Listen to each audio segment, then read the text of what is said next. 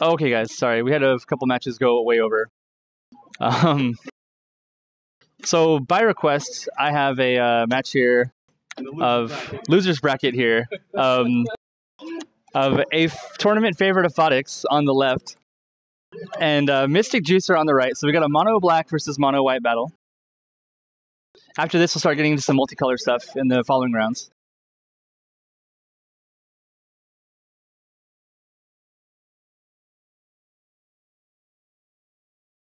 So Juicer says his hand is Black Lotus, Mox Emerald, Ancestral Recall. Okay. All right, so who's going to go first here, guys? All right, Aphotix going first. Garth Skelly. It's a decent opening there.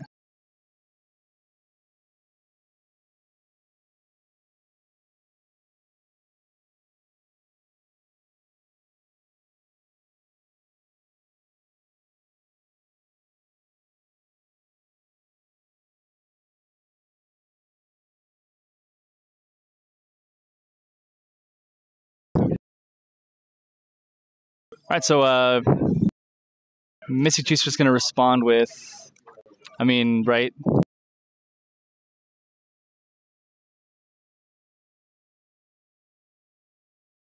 You kind of expect this. Karis Rook coming out of Mystic Juicer here. Oh yeah, why would that be a thing? Why is that even? He was only wearing his meme shirt that he made himself all day yesterday with gotta be KD and get pecked. So I wonder what his first tech's gonna be.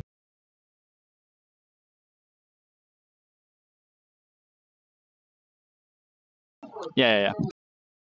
All right, so Savior Monk also a very, very good 2-drop for player 2. 2/2 with healing. It's actually one of the stickiest bodies they have in the starting set. Oh yeah, you're right. I should just listen to me say stuff. I'll assess the board for you, and then you can make a decision.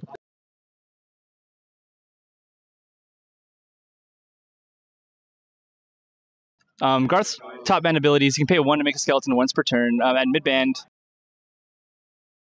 midband, he can discard them, destroy them to draw cards. So it's actually one of the strongest and most reliable card draw effects in the entire game, because it's literally just a gold for a card per turn, but you're sacrificing a little bit of economy to do so. But his max ban, though, is pretty crazy. So it lets you put a tech 1 or tech 2 that costs 5 or less from your discard pile into play if you meet tech requirements. So you can get really fast Twilight Barons with that. You can get really, really early big tech 2s. Everything in Necromancy works that way. Skeletal Lord. Thieving Imp comes out. It's a black starter card. It's when it arrives, the opponent discards a card at random. The reason why this card is so good is because cards are one of the major economy sources in the game, and despite the fact that its body isn't very big, it's just a 2/2 for 3. This basically asks the opponent to either not develop a card that turn or not make a worker that turn. Like, you want to make that decision, or you need to technician something and hope that it dies. But if black wants to play like a slower game, they just won't swing into your technician, and it'll actually be more difficult for them to get their cards back.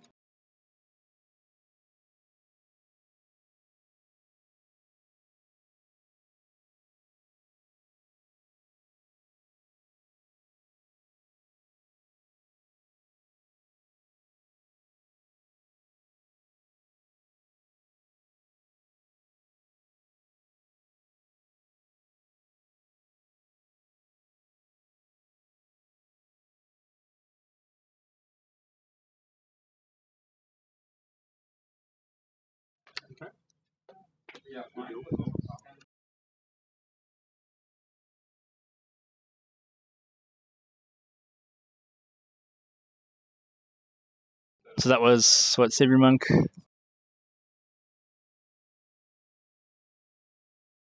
What killed the was it Squad Lead? Oh, it was Elite, okay.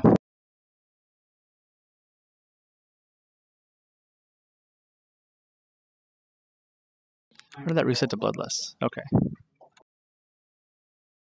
There we go.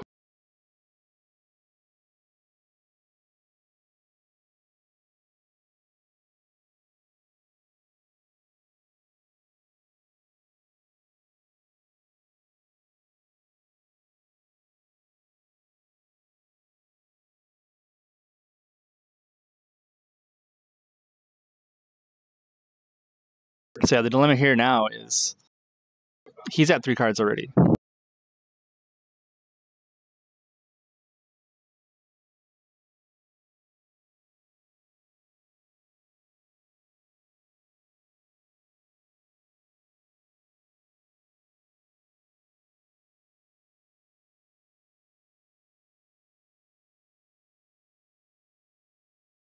So looking at the add-on slots now, because if you're going to go down on cards, maybe it's more beneficial for you to spend money on that. Because if you do, you're going to stay on pace with your draws, and then you're not going to run into the situation where you tech really slowly because you're only drawing 4 cards a turn. Give me 1 second, I'll be right back.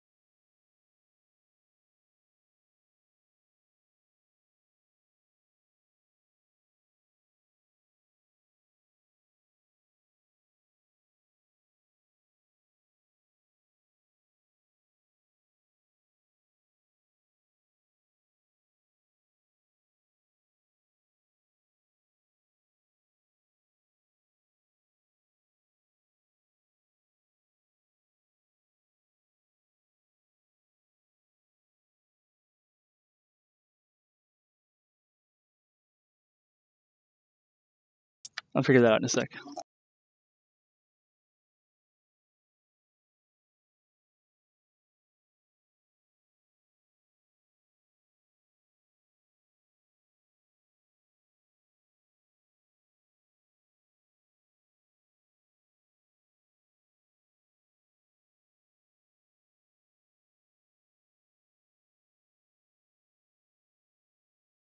There we go. Okay. Webcam deactivated. Okay, so back to the match. Looks like Aphotix is going for a skeleton army strategy here. Just keeps building one per turn. But mysticjuicer responds with a tower, so he's trying to make sure that the skeletons don't get completely out of hand. Skeleton Javelineer is on the board as well. Fun, flavorful ability as well.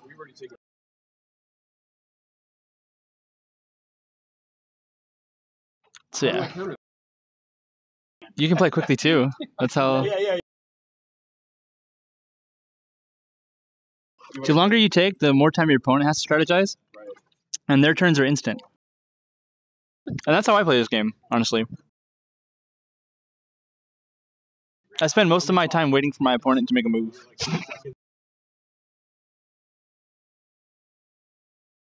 Like, it very much seems like chess clocks might be a good thing to do in this game.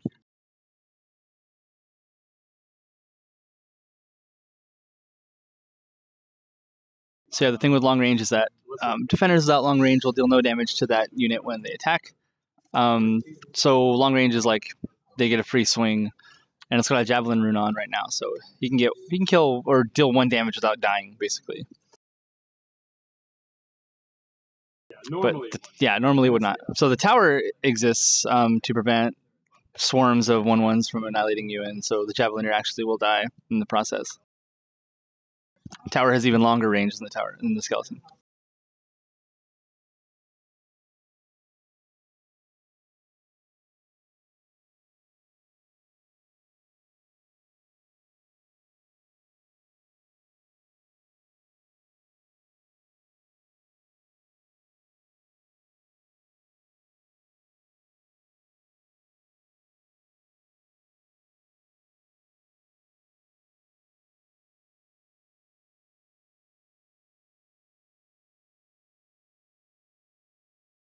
There we go.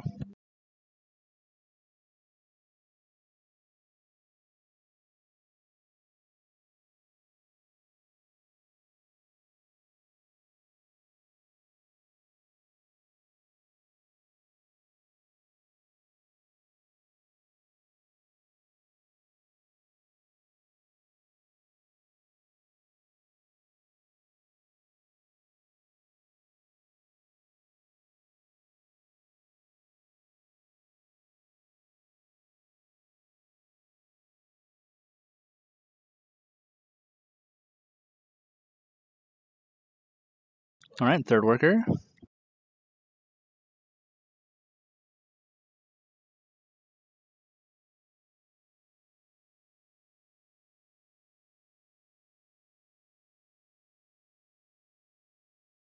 Immediately goes to Tech 2. Very, very fast. And with the 2 gold, was that 2 gold left? 3.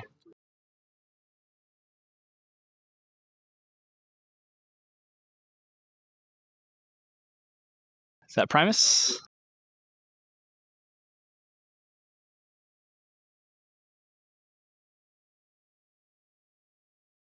Yeah, Fox Primus, the big fruit ninja, we say. So 2/2 with Frenzy. So on Juicer's turn, it'll be a 3/2. But also has anti-air. Good utility card. On player 1 turn 1, it's actually a pretty strong lead if you don't have a 1-drop. So you play like Fox Primus Worker. That's pretty good. You threaten 3 damage. Oh yeah, and strength, yes. I think when Juicer learned this game, he was like, "What's Rook spec? Oh, it's strength. Okay, I think I'm gonna do that. Whatever that is, I think that's what I'm doing." And Juicer was not available for comment.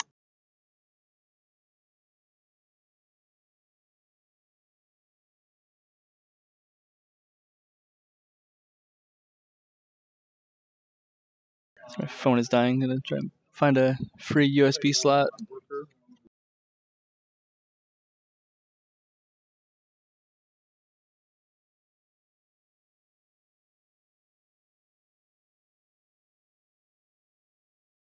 So my phone is so dead it won't charge. Which is like incredible.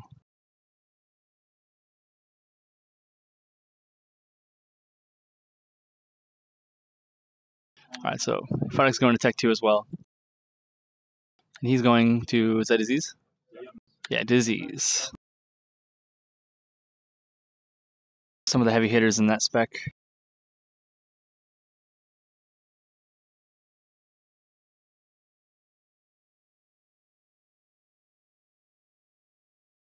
So this is like one of the main disease cards that most people run. I don't see that happening though in this situation, considering the army he's got rolling right now. But you might see something like these. Yeah, my phone is having issues here. Very powerful card, 3 gold. Yeah, Juicer found dice, so. Death Touch is a really amazing ability, and the fact that it actually trades up, like you gain a card when you actually make the trade, very good. Cursed Crow, another disease card. Hits bases. It's like a thieving imp effect. Yeah, man, massive skeletal army here. So I wonder if Juicer's teched anything in response to this.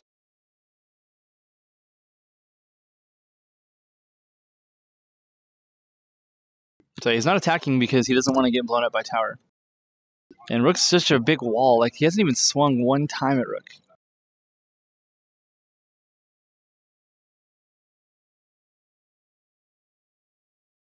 Eight gold in play.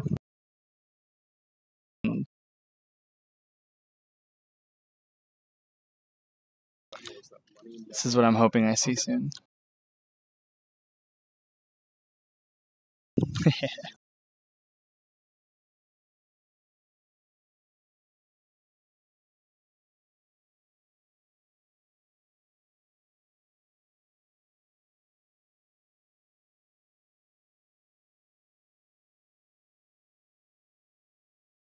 Argus Boulder.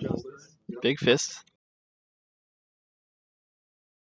Here's a way to wall off those strategies. Arger's Boulder. So it's a 0/6 legendary unit, so you can only have one in play at a time. Does benefit from myth making. The other tech 1 for strength. Has no attack, but he's got tower up, so it doesn't really matter where he puts it. It's going to get the value of the boulders in the way. Oh, bird's nest.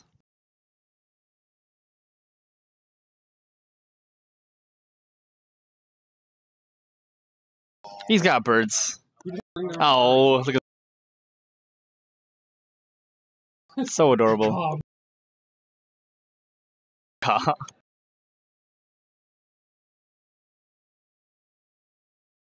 Yeah, birds, you know, I've never seen like a canary fight a skeleton before, but they actually win clean. As long as the skeletons don't have bows.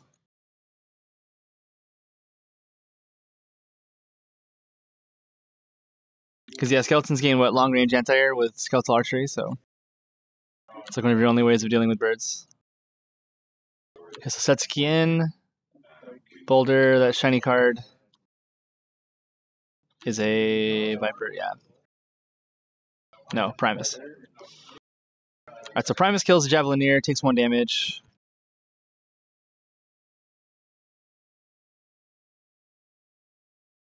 Rook's going to swing at the, which one?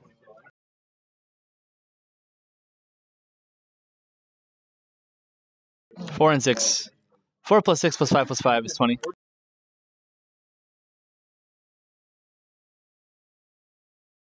Is it hitting the elite or the scav?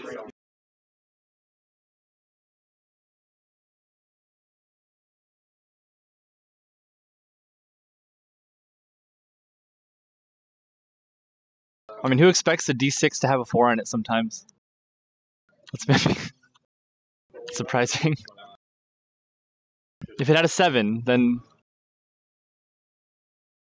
the die would turn purple with green dragon scales.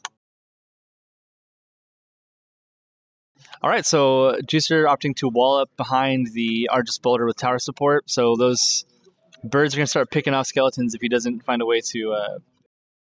If he even has archery left. I'm sure maybe he does. I don't know what Aphotix has worked yet, so...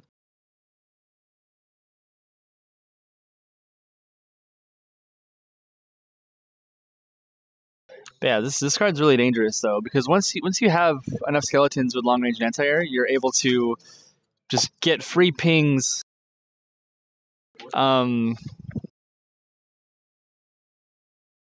able to get free pings on whatever you want, and they don't die. But the tower though, that's keeping him like pretty much at bay, even with the possibility of skeletal archery.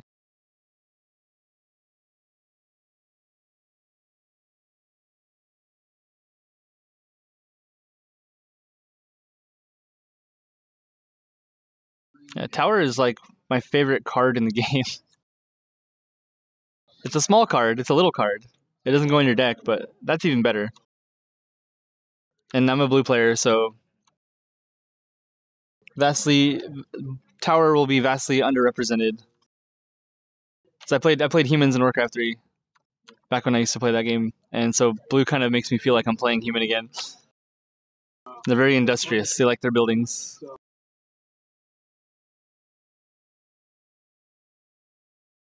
Alright, so Setsuki gets Doom Grasped, gaining 2 levels to Garth. The Garth spell.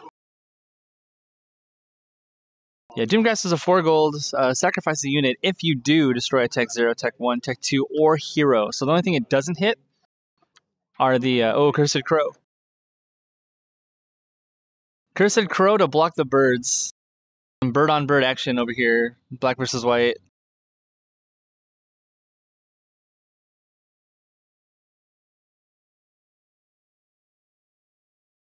So in a roundabout way, though, yeah, dirty human player. I am. Sorry. So this is a game with all these fantastical races, and I just picked the humans. Like, what is that?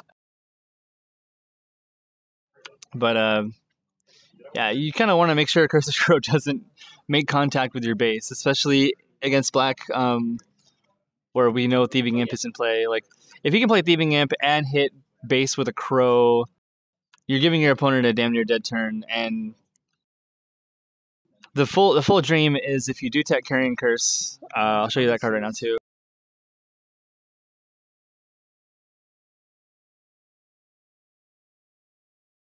Yeah, so if you play Carrion Curse first, you can do some nonsense. Like you drop 2 of their spells or buildings or whatever, non-unit cards.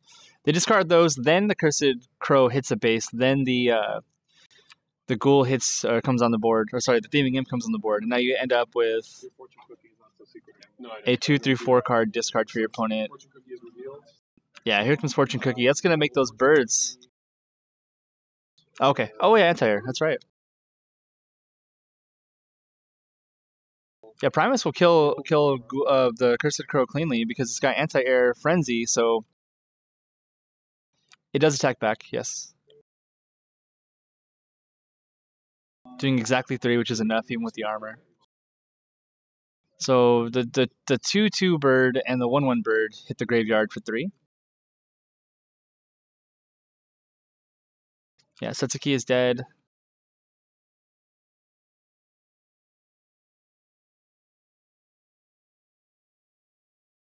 All right, with the 20-minute mark now, guys. 30 minutes remaining in the round.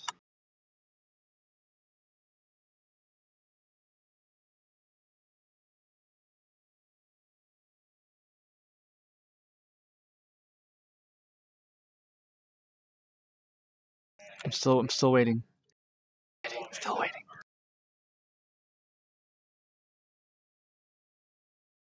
Tech 3 strength. It's this fast teching white.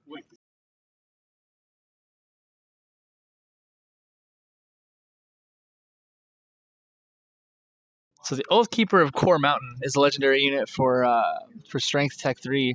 And when it arrives, you have to pick an oath, which is I won't play cards from my hand unless I'm making workers, or I will skip my draw, and discard phase. And you can't break the oath while the Oath Keeper's in play. It's got Swift Strike and Resist 2, and it's a huge body, 7/8. But the real power of that card is that final line that, all this cool stuff happens, and then like, oh wait, here's why the card is actually crazy. Is the second he hits the board, you pay 2 gold, and you sideline all patrolling units. So he's able to push everything out, and then if you have any kind of board presence at all, you blow up all the tech buildings, and then squad lead the Core Mountain Oathkeeper or elite him. And good luck getting through 8 attack. That is Swift Strike, Resist 2. Very, very powerful card. Yes, I am Leontes. Hello. Yomi has been, and hopefully Fantasy Strike gonna be later today. If I can deal with the Aphotix and Setsuki, because that's really annoying. If you haven't played that game yet, guys, honestly, patreon.com/Serlin, like, donate to make more events like this possible. Check out the fighting game. The fighting game from the future that the games of the past are based on. The Temporal Distortion.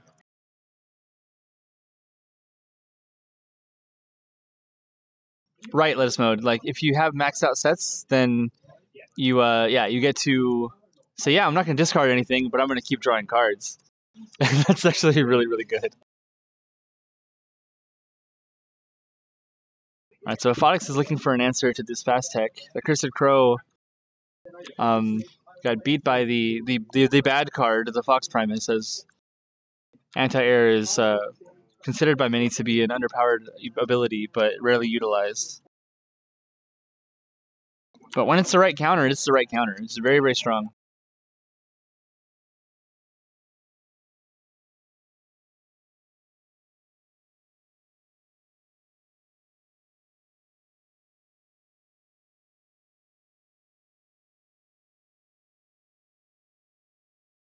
There's the Imp. Trying to snipe Oathkeeper from mysticjuicer's hand. If I don't know if Juicer has perfected the tech timing to make sure that his tech 3 is in his hand the turn after he builds it. I know some players are getting that good though, where like it's like, yeah, turn 3 1 card and I won't technician and like all these like draw manipulation tactics. It's going to be really, really big. But I'm bad, so what I do is I build tech 3 as I tech my guys, and then I wait like 3 or 4 turns. So Cursed Crow again, another skeleton in play. So this time, will Juicer have the 4 damage he needs? But can now play all 3 heroes because he's at Tech 3. He has Grave already out, Rook already out. Impressively, that Rook never made it to max band. Nobody's like really attacked at anything. She's scared. A tower is an extremely good deterrent. Like, no joke. Like, that's like a don't attack me button for 3 gold. And the fact that it is cardless helps a lot against, helps a great deal when you're dealing with these aggro swarm strats that you can just get it and it doesn't matter. You're spending 3 gold for some kind of board presence without spending any cards. It's very, very useful. Because in Codex, typically, you have enough gold to do whatever you want to do. That's kind of how this game is designed from the ground up. It's like, you have cards in your hand, you can play all of them if you want.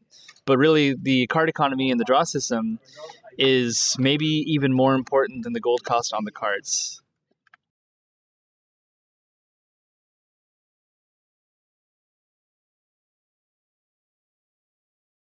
All right, so Alhazard off stream. Crash barrows for days over the past strength disease of Jason Waukee. So Alhazard's going to move to 2-0 right now. Maybe we want to see this thing. Maybe that's going to be next.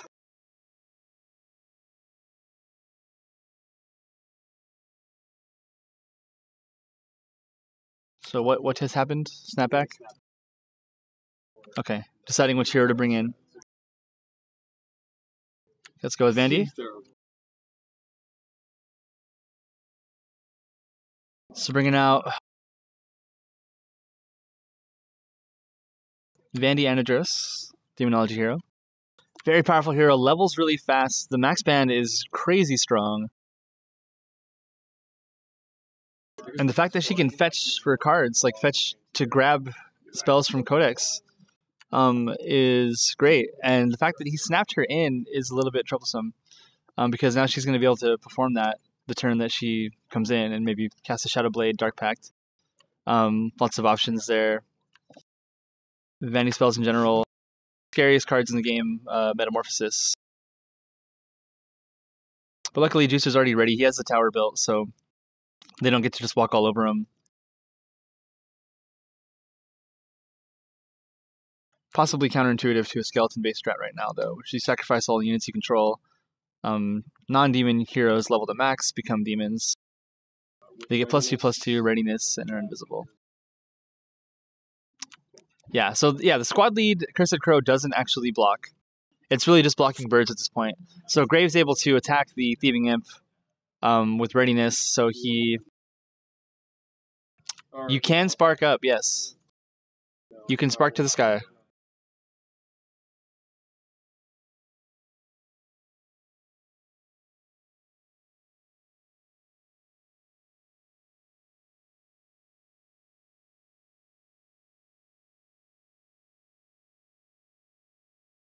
So yeah, when attacking a patroller, deal 1 damage to an adjacent patroller. So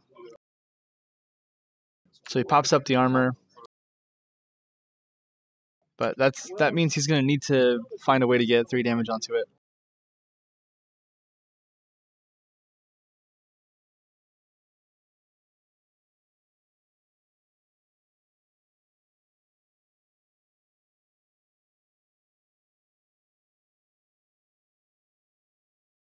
Maxes him out, gets that sword rune.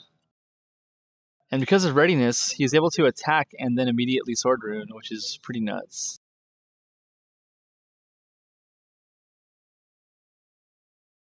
So then Vandy gets sorted. 2 levels go to Rook.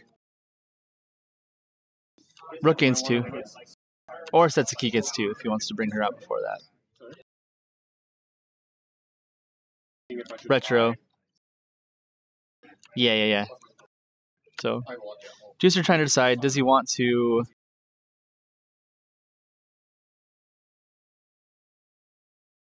goes against his heart and soul and gives Setsuki levels.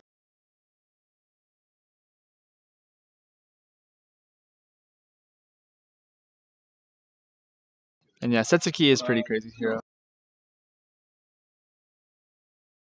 Yeah, strength in white comes from its heroes being so damn good.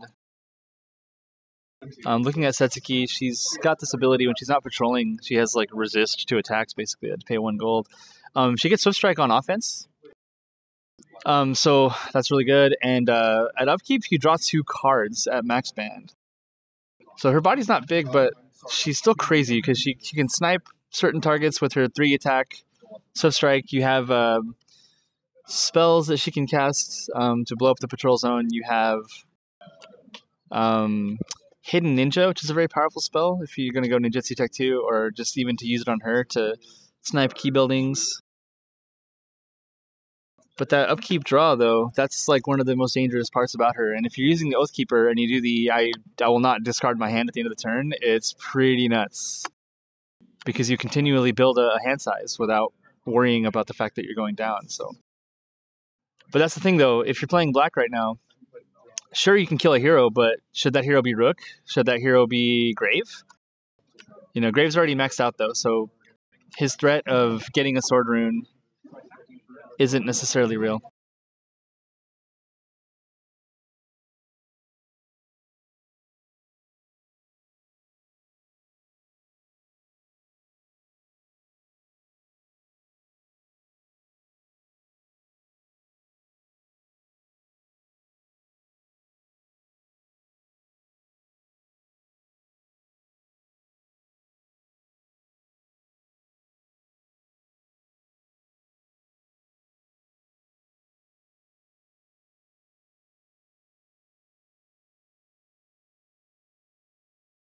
Oh, I see.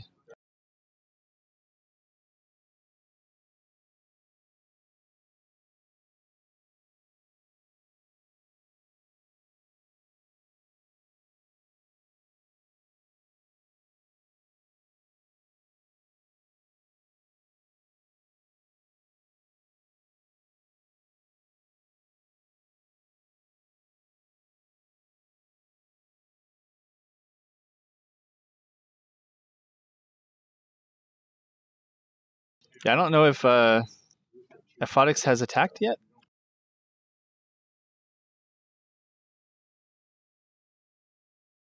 Yeah, Tower is a really strong deterrent, man, honestly. Alright, so brings out a Gorgon.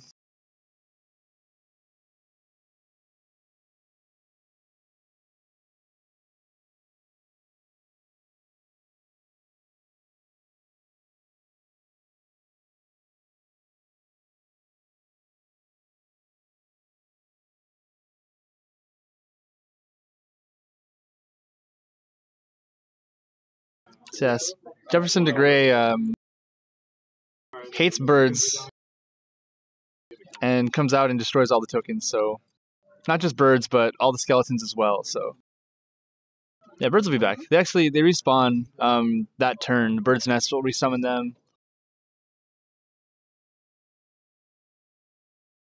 So yeah, the birds just come back. So the whole key is you have to get rid of the rook.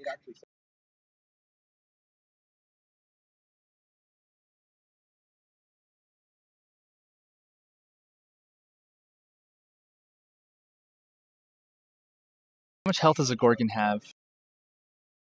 So looking at the Setsuki Swift Strike, I'm curious. Yeah, there's a way to have her survive. But the Gorgon's still just going to be a thorn at this point. So yeah, Grave trades with the Gorgon, yeah. Yes, you do. Technician Gorgon. Dies, draw 2 cards. And a surplus, right? So yeah, man, full of cards. I mean, you're supposed to tech good cards. That way when you draw cards...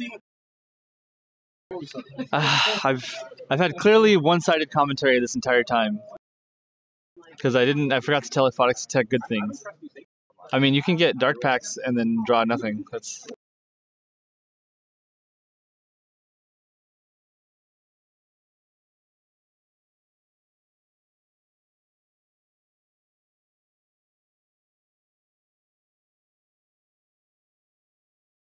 Setsuki maxes out. So the 2/3 rook, 2/4 rook rather, and the 3 For Setsuki, deal 5 damage to Tech 2 building. They run right underneath that Cursed Crow.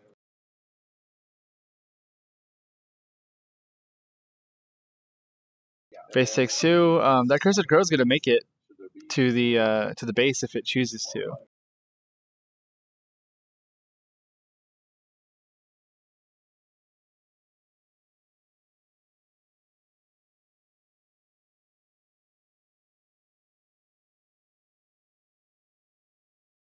Super Rambasa Brothers.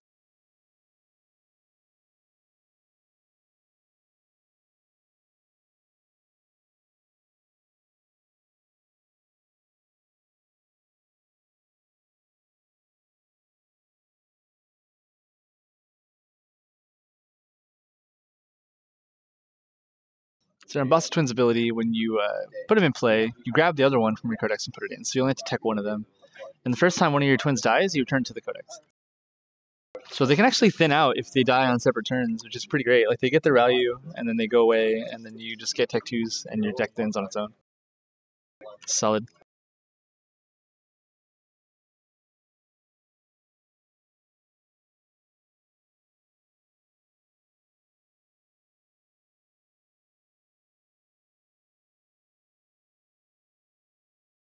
All right, Mr. Garth.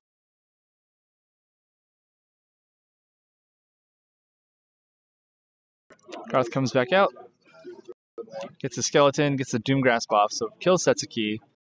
Straight up, no card draw for you, Juicer.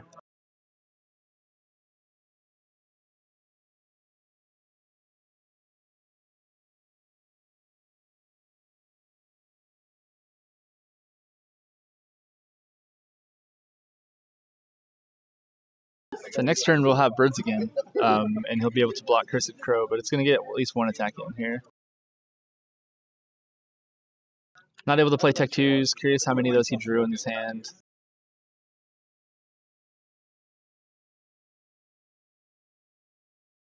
Yeah, the delete slot Argus Boulder is actually a 2/6, given the fact that there's a tower in play.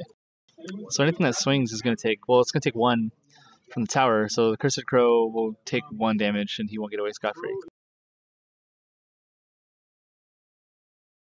Yeah, so Crow kills DeGray. Takes 1 from the tower. You gotta kill DeGray there.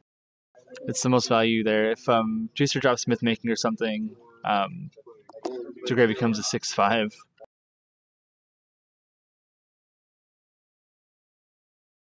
Yeah, you do. That's free. Okay, so Plague Spitter out. Plague Spitter is one of the good counters to big heroes like Rook and Grave. Like, you just cripple them, and then they have to suicide themselves to even get back into play and use their good abilities. Because the -1/-1 runes cannot be healed by any means other than adding +1s to a unit or a hero. So you could technically use Sparring Partner to repeatedly hit a hero with 1 to remove them, but it's difficult to do that, and it's just a good value blocker. Like, everything that swings out, it's going to get messed up real bad. Like, the Boulder is going to get useless. It's like either the unit that hits it dies or it becomes useless. But it's still like a good blocker, so it's an interesting card. I like Plague Spitters. The Rook, those birds can't swing. They just came back from Bird's Nest. Yeah, they cannot. So hasted birds would be legit.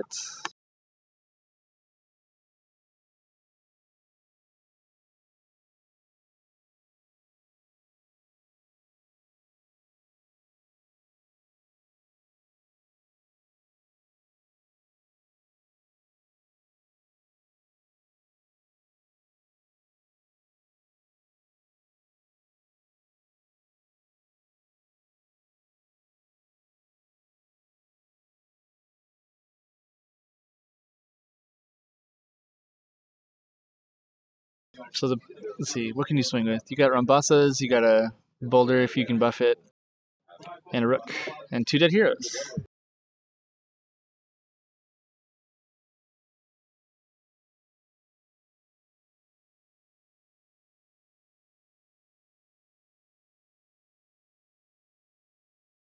Alright, so both bros kill Plague Spitter. Yeah, you don't want to swing Rook into that.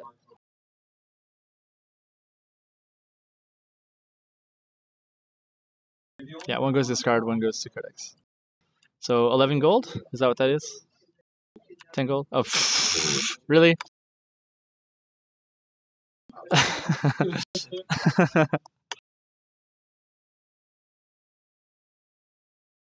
Yeah, he's gonna mid-band Rook so he can ignore the Skeletal Javelineer. So that mid-band ability for Rook means he can ignore patrol zones that only have one guy in them. And then he runs him into Garth, gets 2 more levels, and now we see the max band Rook. Not yet, but he had to spend 1 monies.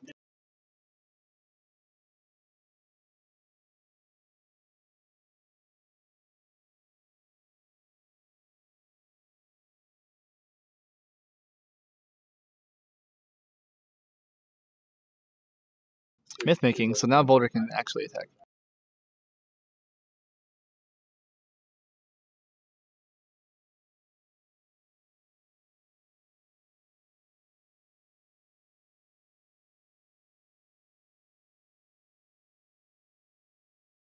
Boulder swings at Javelineer, takes 1.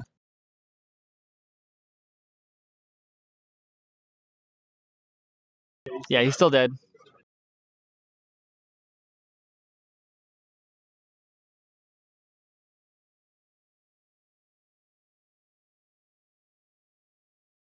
Okay, discard 2, draw 5.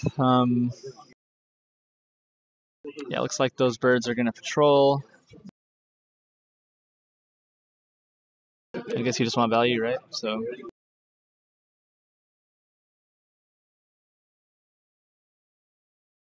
yeah, no matter, that bird has 2 damage on it, the Carrion Crow, so if it swings at all, the tower is going to take it out. So, but it's still helpful to put both birds up, just because if he wants to cast Sacrifice the Weak or something nuts, then you'll kill the token first, and there needs to be 2 up there. You don't want to let that Cursed Crow get out of hand. How many workers is that, dude? That's like a lot. He's built 8, so he's at 12 gold per turn. I think hopefully soon Max Band Orpal comes out. Orpal Glory Disease Hero. So he's going to sack the bird and put a -1/-1 on the unit. The first time a unit with a -1/-1 rune dies each turn, the active player puts 1 on 2 units friendly to the dead unit. So for units, all that he has in play is a bird and the Argus Boulder. So those both go there, and then that bird in squad lead will die. Armor will not save you. Yeah, you are now a 0/0 with point of armor. You are a corpse with armor on.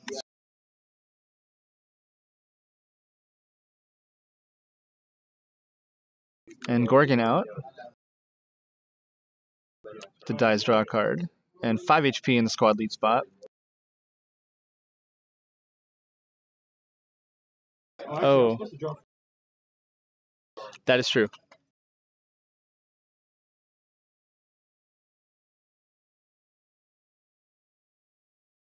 Because that could have completely manipulated your whole turn. And what did it have?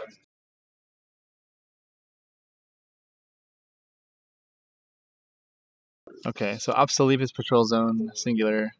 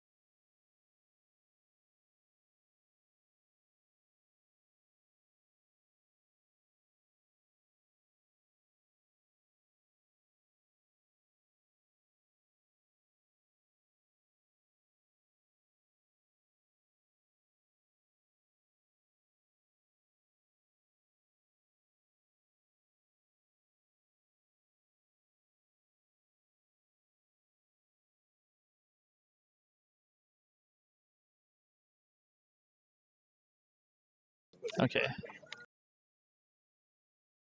So pulls out the Grave. Pulls out Setsuki. Yeah, Tech 3, you get to grab all 3 heroes.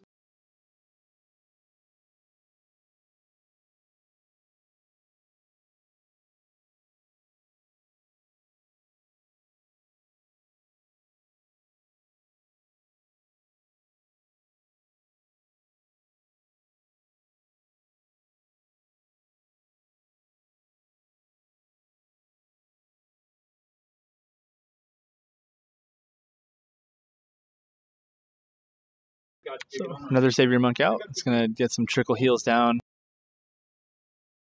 Next turn.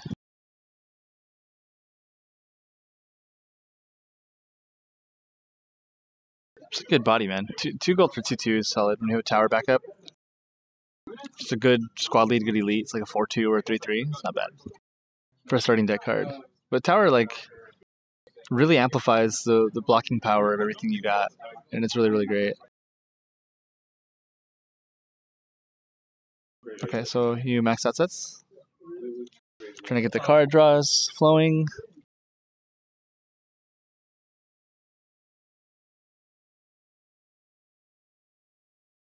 Savior Monk blocking. Archer's Folder is a, let's see, with the myth making, it's a 1.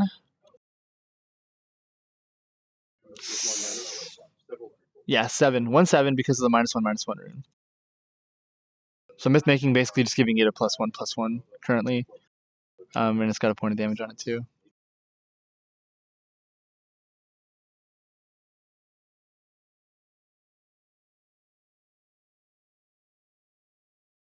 So now Rook gets maxed out, gets his crumble or his 2 lives going. So he can ignore the patrol zone now.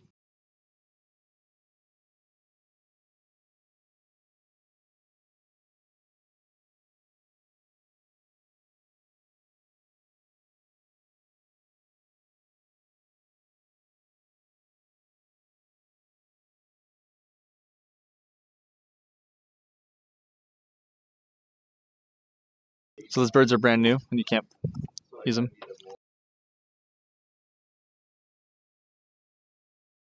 Okay. So discarding Snapback with Carrying Curse.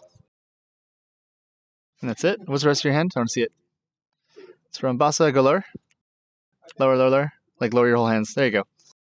Ah, Oathkeeper, there he is. White Star Grappler, Umbasa Twin, and Jefferson de Grey. So, and that's the scoop. He just knows that the once that, if you can't get to that Tech 3, once that Oathkeeper comes out, it's going to have myth making. It's going to be a 9/10, 10/10 in the elite slot with Swift Strike. Yeah, he's going to be able to sideline. I'm curious. Oh yeah, I guess you just hit base with Rook, and the next turn you go all in. Yeah, not bad. So this game goes to mysticjuicer. Feeling good. One with strength. His boy and his bae. He didn't throw on stream. Fry's purple beats Zom's white off stream. Okay. 2 games left to go here. We got Shax playing the Bloodfire Bashing against Sharpo's Black, which is funny because I think Sharpo's like the originator of Bloodfire Bashing. And then Shax saw it, thought it was good, and was like, I'm going to play this tomorrow. So I wonder how that's going. The other match I see is Gavisi versus Sotek. So I'm going to go check in on those. We're going to call time in 2 minutes. So in 2 minutes, you guys are going to make your last turns. Unfortunately, wish that we could do it a different way, but we're on a schedule. So we get these games done as fast as possible.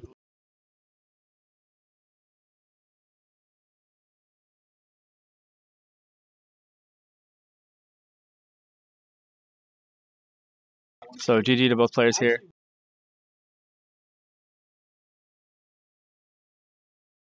And I'll be right back.